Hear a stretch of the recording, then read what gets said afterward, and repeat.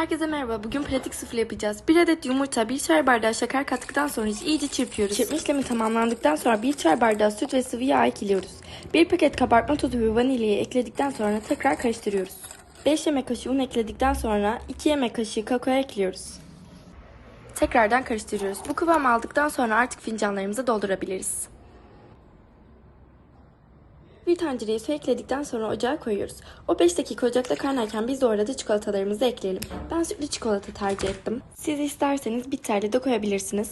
Artık fincanlarımızı tencereye yerleştirebiliriz. Kaynamaya başladıktan sonra artık tenceremizin kapağını kapatabiliriz. Bu şekilde kabardığında artık suflemiz hazır demek. Ben gerçekten çok beğendim. Herkese afiyet olsun.